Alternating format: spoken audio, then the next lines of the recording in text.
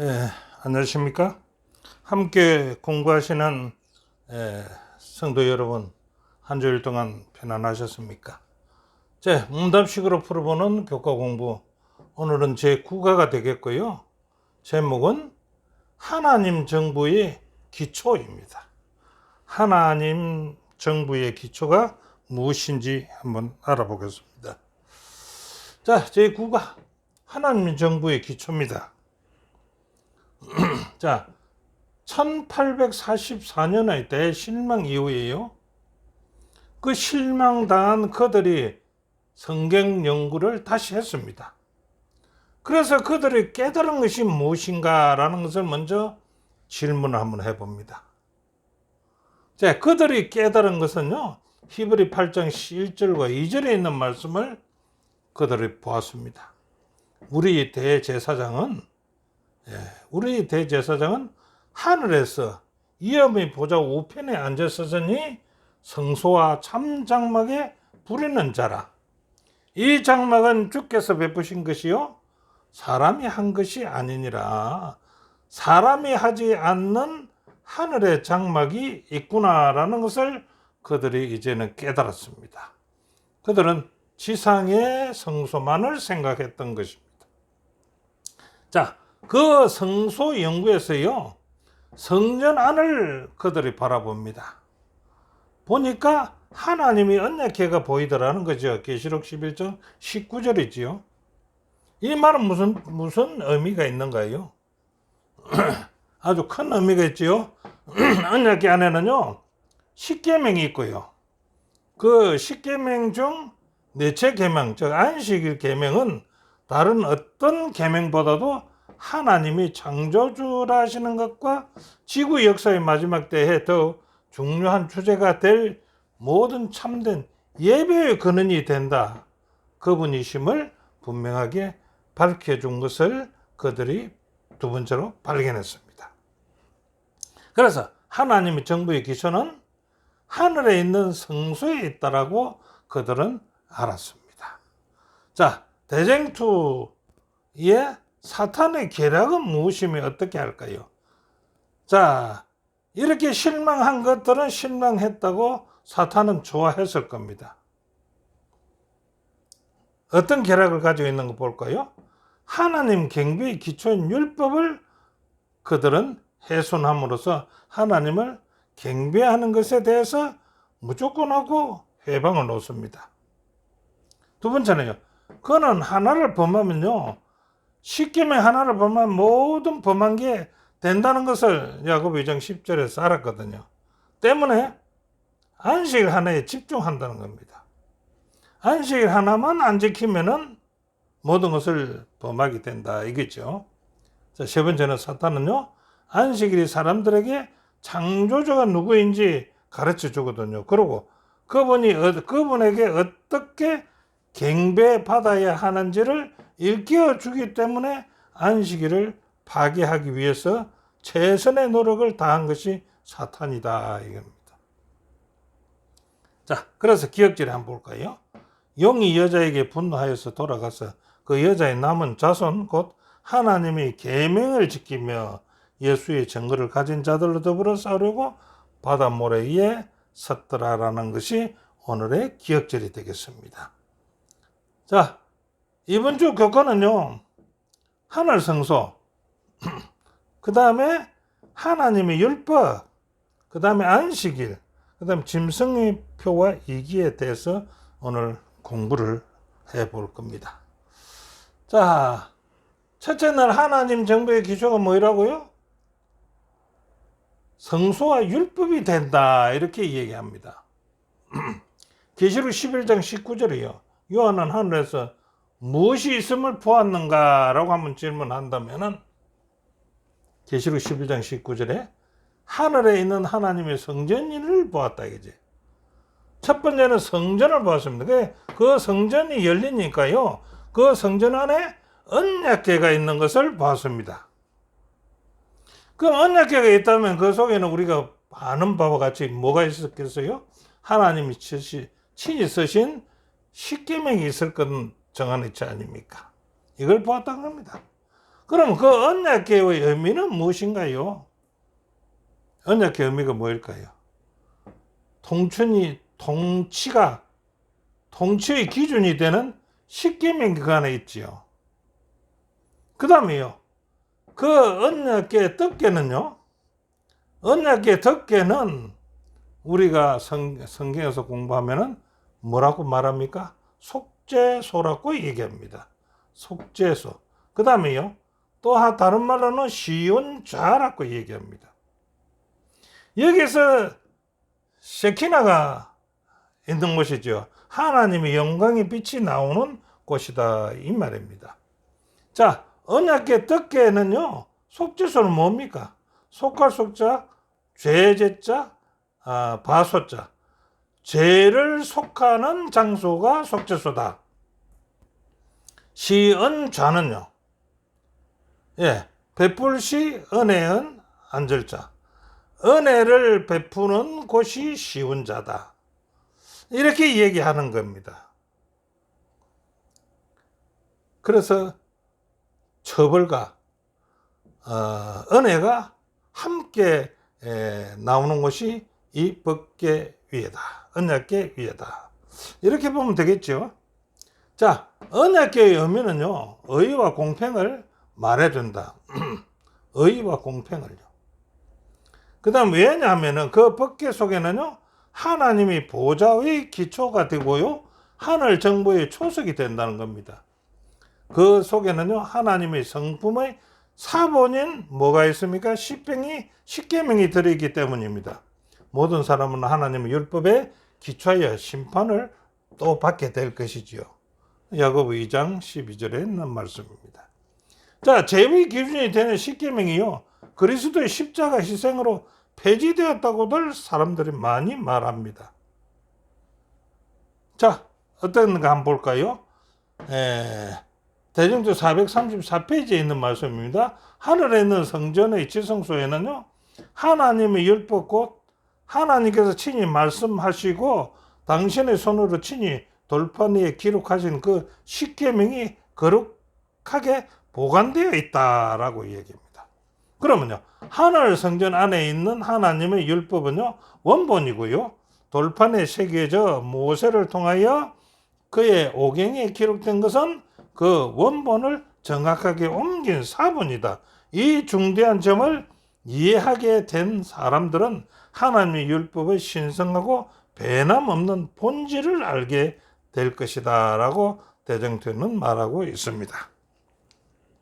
자, 십계명이요 십자가로 폐지되지 않았다는 증거로 안식일도 폐지 않았다는 증거가 되지요.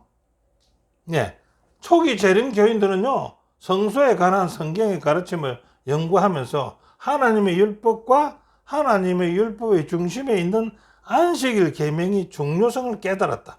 그들은요 하늘 성소에 있는 언약궤에서 하나님의 율법이 보였다면은 그것이 분명 십자가에서 폐지될 수 없다라는 증거가 되지 않느냐 이 말입니다. 우리 교과 123페이지에 있는 말씀입니다. 자, 교훈은요 초기 재림 교인들은요 요한이 보았던 하늘 성소에 있는 언약궤를 통해서 하나님의 율법의 중요성을 발견하고요. 그것이 십자가에서 폐지될 수 없다는 것을 그들도 생각하게 되었다라고 얘기하고 있습니다. 자, 둘째 날은요. 하나님의 율법의 불변성입니다. 하나님의 율법은 변함이 없습니다. 그래서 하나님의 통치는 불변하다 이거죠. 율법의 불변성에 대한 성경의 정언과 그리스도인이 율법을 대하는 태도는 어떤가? 한번 볼까요? 마태복음 5장 17절 18절 내가 율법이나 선지자나 폐하려 온 줄로 생각하지 말라. 폐하러 온 것이 아니요 온전케 하려 함이로다. 진실로 너에게 이르노니 천지가 없어지기 전에는 율법의 1.1획이라도 반드시 없어지지 아니하고 다 이루리라. 이것 우리가 인정하고 있죠. 인정해야 됩니다. 그 다음에 10편 11편 7절 8절은 그 손의 행사는요 진실과 공이고요. 그 법도는 다 확실하니요 영원 무궁히 정하신 바요 진실과 정의로 행하신 바로다라고 얘기했습니다. 그 법도는 확실해서 영원 무궁하다는 겁니다. 예, 전도서 12장 13절에는 이를 계율을 다 들었으니 하나님을 경외하고 그 명령을 우리는 지켜야 된다. 끝까지요.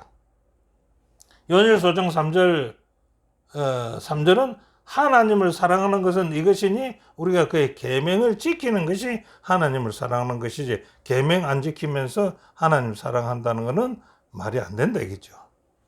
잠언 28장 9절에는 뭐라고 합니까? 사람이 귀를 돌이키고 율법을 듣지 아니하면 그의 기도도 가정해진다. 그 율법 지키지 않는 자가 기도를 하게 되면 그 기도는 어떤 기도요? 가정한 기도가 된다라고 잠언에서는 기록해놨습니다. 자, 종교개혁자 존 웨슬리는 성경의 율법에 대해서 어떻게 단언했을까? 한번 볼까요?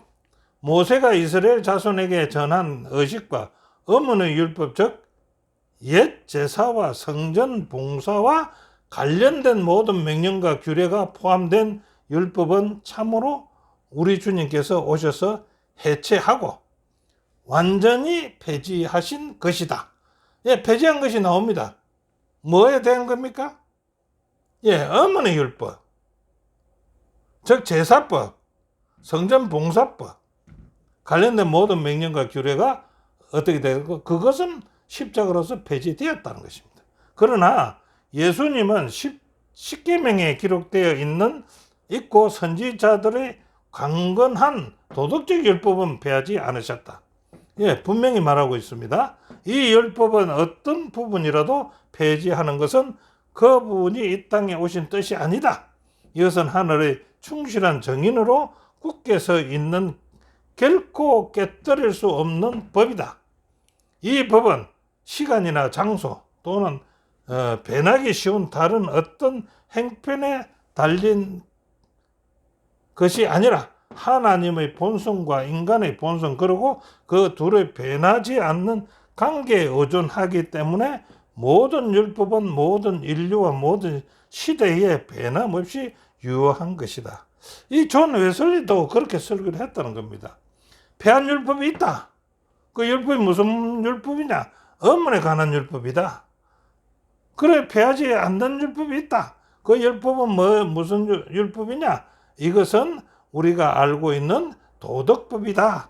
도덕법 율법은 폐하지 않는다. 이렇게 이 도덕법 율법이라는 말은 뭡니까? 십계명을 얘기하는 거죠. 예, 존 웨슬리도 율법은 폐하지 않는다 했습니다. 폐하지 않는다. 사탄은 왜 하나님의 율법을 파괴하기 위해서 애를 쓸까요? 그것은 하나님의 율법은 하나님의 품성이 사본이기 때문에 그렇지요. 그리고 하나님의 보좌의 기초이기 때문에 그렇지요. 그 다음에 인류의 도덕적 기초이기 때문에 사탄은 미워할 수밖에 없다는 거지요. 자, 교훈은 이렇게 말합니다. 하나님의 율법은 변할 수 없다. 사탄이 그것을 미워하고 깨뜨리기 원하는 것은 율법이 하나님의 품성의 사본이기 때문이다. 보좌의 기초이기 때문이다. 인류의 도덕적인 기초이기 때문에 그렇다라고 교훈에는 저자는 얘기하고 있습니다. 예, 자, 셋째 날은요, 안식일과 율법입니다. 안식일과 율법. 하나님의 정부의 기초, 율입니다. 율은 안식일과, 하나님 기초의 율입니다. 율은 안식일과 하나님의 율법 사이에는 어떤 관계가 있는가라고 한번 질문합니다. 계시록 14장 6절과 7절에 그랬죠. 그의 심판할 시간이 이르렀으니 창조주를 경배하라. 뭘 얘기하는 겁니까? 안식일을 지키라는 얘기 아닙니까? 그렇지요? 예, 그 다음에요. 창세기 2장 1절로부터 3절은 그 지으신 이니 다함으로 일곱째 날에 안식하시고 복주사 거룩하게 한 날이다. 그 날은 어떤 것도 불변성이 있게 그 날은 안식하고 복주는 날이기 때문에 이러는 더 좋은 날 아니겠습니까? 예, 그게 하나님 정부의 기초율입니다. 자, 출애굽기 20장 8절 11절은 안식일을 기억해서 거룩히 지키라는 겁니다. 이렇게 법으로도 딱 정해놔버렸다 이겁니다. 그래서 우리 안식일은 안식일의 율법은 폐할 수가 없다는 것을 말하고 있지요. 자, 하나님께서 창조하신 세계와 우리의 존재 가치는 어떠한가라고 묻습니다. 자, 지구와 우리는요, 우연히 생겨난 것 아니지요. 예, 뭡니까? 하나님이 창조하셨다. 예, 그래서 가치가 굉장하다. 자, 예수님이 우리를 창조하셨기에 존재한다. 예수님이 우리를 창조하셨기에 존재한다. 그 가치는 다시 이렇게 이야기합니다. 하나님이 우리의 가치를 십자가로 표현했다. 예, 우리의 가치를 뭐로 표현했다고요? 십자가로 표현했다. 죽음으로써 표현했다. 그 죽음도 보통 죽음입니까? 하나님의 독생자 아들이 죽으신 겁니다. 우리의 가치가 있기 때문에 이만한 가치가 우리는 있다라고 하나님이 인정하는 겁니다. 그럼 안식일의 중요성은요? 그 안식일의 중요성. 안식일은요, 구원의 계획을 이해하는데 필수적인 안식일이 있습니다. 자, 안식일은요, 창조주의 돌보심과 구세주의 사랑을 말하는 것이 안식일입니다. 안식일은 일주일 중에서 우리를 창조하신 분을 경배하는 날이 되기 때문에 안식일 중요하지요. 안식일의 예배는 특별한 복을 받기 위해 마음을 여는 날이기 때문에 안식일은 중요합니다. 자, 안식일은 그분 안에서 우리가 누리는 안식의 영원한 표정이기 때문에 안식일이 중요합니다. 자, 안식일은요, 창조주에 대한 특별한 충성의 표기이기 때문에 안식일이 중요합니다. 자, 안식일은요, 구원을 위해 우리 자신이 아닌 하나님을 의지하는 표가 안식일이기 때문에 중요합니다. 예, 안식일의 중요성을 이렇게 한번 살펴봤습니다. 자, 안식일을 지키는 것은 율법주의인가 아니면 믿음으로 말미암는 구원의 표현인가라고 이제 한번 물어봅니다. 안식일을 지키는 게 율법주의라고 말하니까 그렇죠. 안식일은 우리를 창조하신 분을 기억하고 그분께 영광을 돌리는 것이며 또 안식일을 지킴으로써 우리는 에덴의 완전함과 다가올 새 하늘과 새 땅의 영광을 연결하는 연결고리를 갖는 것이다. 그것은 무너진 이 땅에 언젠가 에덴의 영광이 회복될 것을 기억하게 해주는 것이 안식이기 때문에 우리는 안식일을 지키지 율법주의자가 돼서 안식일을 지키는 것은 아니다 이기죠. 이것이 믿음으로 만드는 구원의 표가 안식일이 되지 않겠습니까? 내가 하나님을 믿고 의지한다. 그 표가 안식일이 되지 않습니까? 자, 교훈은요. 안식일은요. 창조의 구속의 기념일입니다. 창조와 구속의 기념일. 맞지요?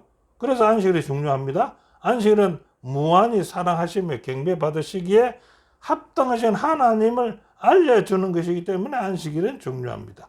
이것은 영원한 안식, 우리의 충성의 표가 안식일이 될 수가 된다는 것입니다. 자, 넷째 날에는 짐승의 표는 그러면 뭘까요? 하늘에서나 땅에서나 대쟁투의 근본 이유는 무엇입니까? 근본 이유는요, 루시퍼가요, 하늘에서 뭘 가지고 하나님께 떼들었습니까? 자기도 경배받고 싶다는 거지요. 창조주만이 받으시기에 합당한 분인데 이 경배를 갖다가 사탄 자기도 받고 싶었어야 돼. 그런데 사탄은요, 가장 높은 구름에 올라가 지극히 높은 이와 같다 지리라. 사탄은 오직 창조주만이 받으시기에 합당한 예배를 갈망함으로 대쟁투가 시작이 되었다는 것입니다. 그렇지요? 네. 사탄은요, 가장 높은 구름에 올라서 하나님과 동등되게 취급해 달라 이겁니다, 자기를. 예. 땅에서 사탄은 그리스도와 그의 백성에게 분노하는 이유는 무엇일까요? 사탄의 마지막 공격의 대상은요, 하나님을 경배하는 백성을 향한 공격으로서 그 전략은 계시록 12장 17절에 있는 그 여자의 남은 자손과 하나님의 계명, 안식일이죠. 안식일을 지키며 예수의 증거를 가진 자들로 더불어서 싸우려고 바다 모래에 였었더라. 예. 마지막 전투를 벌리려는 속셈이게 되겠지요. 자, 사탄은 마지막 때에 하나님의 백성을 공격할 전략의 목적은 무엇인가? 사탄의 목적은요, 경배의 대상이라는 겁니다. 창조주가 아닌 경배를 요구하기 위해 계시록 13장에서는요, 두 세력을 자기 세력으로 모읍니다. 두 세력을. 그 두 세력이 뭡니까? 바다의 짐승과 땅의 짐승.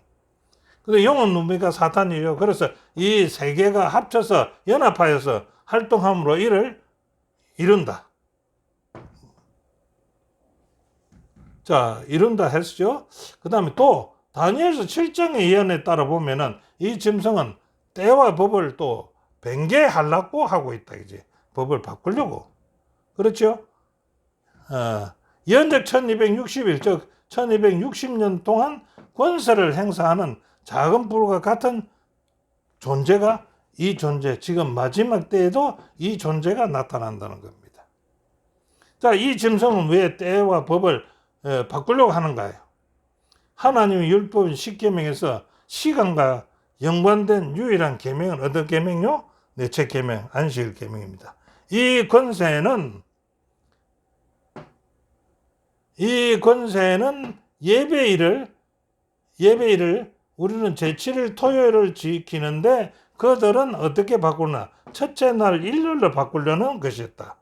땅의 권세가 하나님께서 그분의 권위의 표징으로 친히 주신 예배의 날인 일곱째 날 안식일을 바꾸려고 하는 것은 출애굽기 31장 13절을 에스겔 20장 12절 20절을 봤을 때 하나님 권위의 가장 근본이 되는 것을 참탈하려는 것이다. 그러므로 참 예배와 거짓 예배를 둘러싼 마지막 쟁투의 초점은 바로 안식일에 있다. 그래서 짐승의 표냐 하나님의 표가 나타날 것은요, 참 예배와 거짓 예배인데 참 예배는 안식일이 될 것이고 거짓 예배는 그들이 바꾼 토요일에서 첫째 날 일요일로 바꾼 이 날이 짐승의 표가 될 수 있다라고 말하는 겁니다. 자, 하나님께 충성된 사람들과 짐승에 충성하는 자들의 차이점은 무엇입니까? 계시록은 하나님께 충성된 사람은요, 일요일이 아닌 제7일 안식일, 즉 하나님의 계명을 지키는 자들이 될 것이고요. 그래서 하나님께 예배하려는 새 천사의 마지막 부름에서 뭐라고 합니까? 그 다음에는 짐승의 거짓 안식일은 일요일에 짐승에게 경배하는 자들의 짐승의 표를 받을 것이다 라고 했습니다.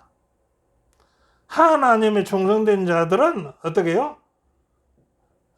새 천사의 기별에서 나오는 창조주를 경배하라라는 것이 될 것이고, 짐승에게 경배하는 자들은 거짓 안식일인 일요일에 경배하는 자들이 될 것이다 이 말이죠. 자, 교훈은요, 사탄은 하나님이 제정하신 예배의 권한인 안식일을 거짓 안식일로 바꾸고 자신을 따르고 경배하게 한다. 하나님께 충성하는 자는 그의 계명을 지키는 자들이다. 우리는 지키는 자들입니다. 다섯째 날 천사의 기별입니다. 새 천사의 기별. 자, 첫째 천사는 뭡니까? 요지는 뭡니까? 하나님을 두루하며 그에게 영광을 돌리라. 이는 그의 심판의 시간이 이르렀으니 하늘과 땅과 바다와 물들의 근원을 만드신 이를 경배하라 아닙니까?